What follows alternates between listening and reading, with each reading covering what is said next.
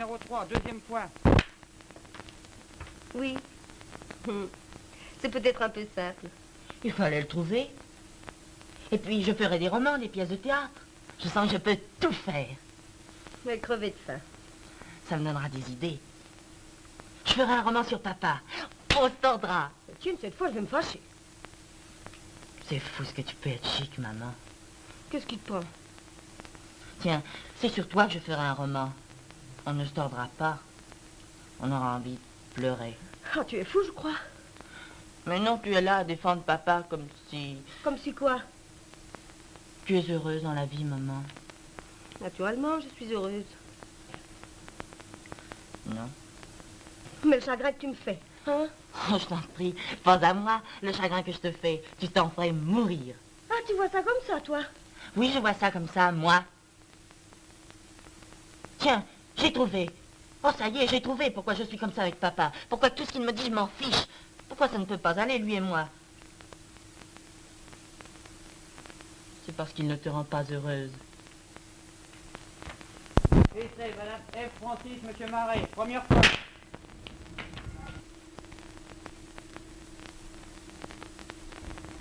Viens ici. Plus près de moi. Demande-moi pardon. De toutes tes forces. Pour Marseille. Je te demande pardon, maman. Tu aurais pu. Tu aurais pu faire ça. J'avais le billet, maman. J'ai pas pu. Tienne. Pourquoi? Pourquoi es-tu un mauvais enfant? Je ne sais pas. D'abord, je suis pas si mauvais que Tu ça. es impossible. Tout ça. C'était un exemple extraordinaire pour moi. J'essayais de lui ressembler. On ne peut pas lui ressembler parce qu'il est à des hauteurs qu'on ne peut jamais atteindre. Mais en essayant de s'élever à son niveau, on restait un peu moins bas qu'on serait resté normalement. Je n'ai jamais rien fait dans ma vie sans penser qu'il soit là ou qu'il ne soit pas là, sans penser qu'en penserait Jean? Qu'est-ce qu'il dirait? Est-ce qu'il approuverait? Est-ce qu'il serait content? Est-ce qu'il serait fier de moi? Et pour moi, il n'est pas mort parce que je continuerai à penser à son jugement et il continuera à me diriger. À une vingtaine de kilomètres de Paris, Marne-la-Coquette.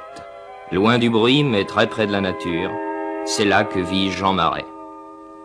L'ombre du poète Jean Cocteau, père spirituel du héros des films de Cap et d'Épée, se traînera toujours immanquablement dans cette propriété qui n'est pas sans rappeler, on s'en aperçoit, les jardins et les formes sculpturales du grand siècle classique.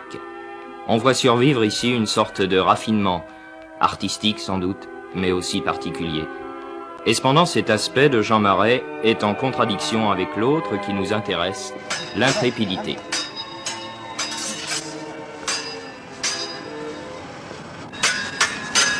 Là, viens, ouais, va. Viens.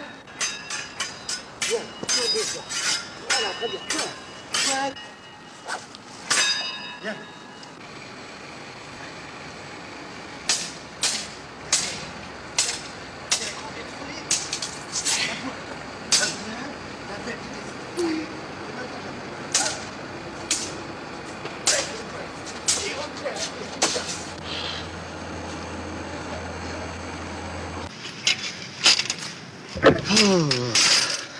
Jean Marais, est-ce que vous ferraillez souvent? Est-ce que vous ferraillez tous les jours? On dirait que vous êtes dans Non, une telle non, forme. non. Voici mon maître d'armes qui a réglé tous mes films et à qui je dois ma carrière de cascadeur, d'escrimeur, de cavalier, de bagarreur. Parce que c'est lui qui me règle tout et il fait mieux que régler parce que dans les scénarios, il fait lui-même son petit scénario des bagarres. C'est lui qui invente les bagarres.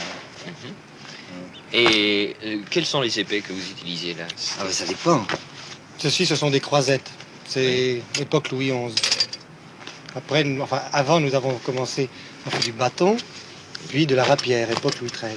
Oui. Et dans les films habituellement, qu'est-ce que vous utilisez? Eh bien, vous savez, Jean Jean a fait à peu près, je crois, toutes les armes, y compris le couteau. Dans tous les films, nous avons eu de l'épée et de l'épée de cour pour le bossu. Nous avons de la rapière pour Capitaine Fracasse et Capitan. Cette croisette, y compris l'espadon pour le miracle. Les normes. Pour le miracle des loups.